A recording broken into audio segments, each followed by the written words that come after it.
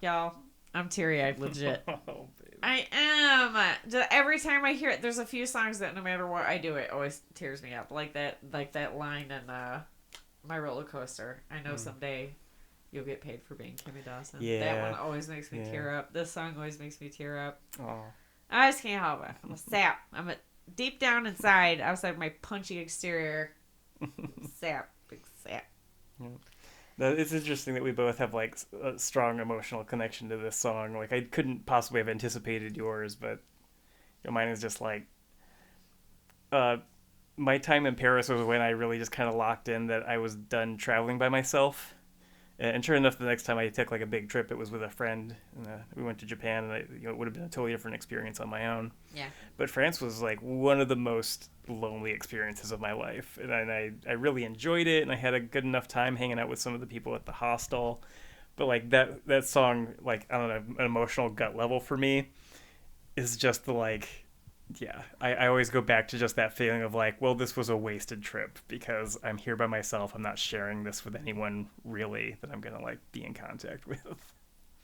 Like, so yeah, that's the mood that like my brain goes to when I play it or hear it or record it. Oh.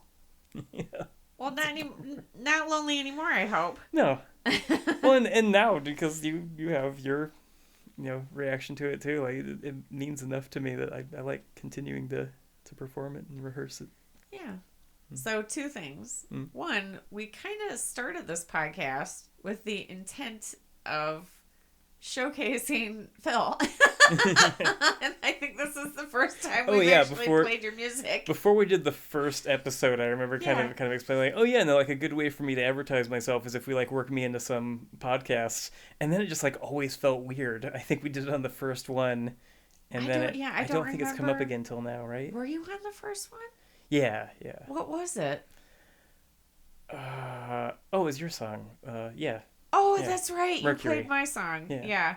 Gosh. The song I wrote about Kim and I falling in love like the night it happened. Yeah. It was pretty instantaneous. I mean, I submit we were always in love and just stupid. Yeah. No, it was very much a realization. Like, we have this relationship. Like, yeah. What have we been doing? All the pieces have been here. Yeah. What have we been doing for 15 years? Just not living together and not whatever. Anyway, that's off of Phil's album Plague Year Volume 1. Yep. Right? And Plague Year Volume 2 just came out. It did. So. Yep. Volume 1 is the more like kind of acoustic oriented stuff. Volume 2 is the more rock oriented stuff. And there's some crossover in those sounds. There is. And they are both like all of the leftovers from the Crush album, which is like the top of the heap, best of the best. And then really you convinced me that I should put the rest out. That I thought like, okay, well these aren't good enough to be like the 10 songs or however many that was. I think it's 10. I think it was like 10 or 11. On Crush, yeah. But yeah, no, I kind of went back to the drawing board on like mixing a few songs and like redid some bits and pieces here and there and kind of like, okay, no, these are ready to go. Yeah. That's been this year so far for releases. There was a point 2, but I forgot. The point 1 was we started this podcast originally with the intent to kind of showcase you, and it hasn't really been circling that at back all. On it, yeah. But it's fine. And there was a point 2 that I have forgotten because I was watching your mouth move and I forgot about everything. My bad. I don't know.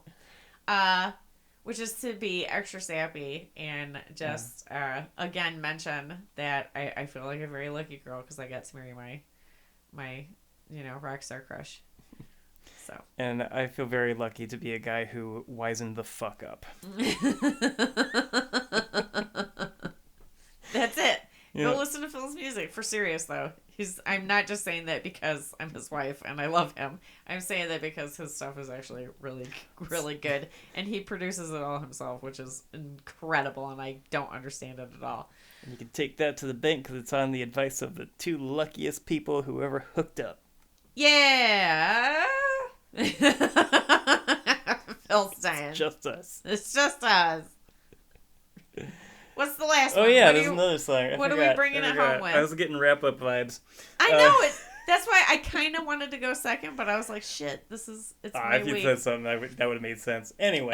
That's okay. I didn't think about it. Snuck me in the middle-ish. No. It's almost the end. Why am I talking? There's one more. I don't know. Why am I still speaking? Yeah, I'll talk about this a little bit after, I guess. And then we'll actually wrap up. Okay, what is it? This is I Gotcha Get Paid by ZZ Top.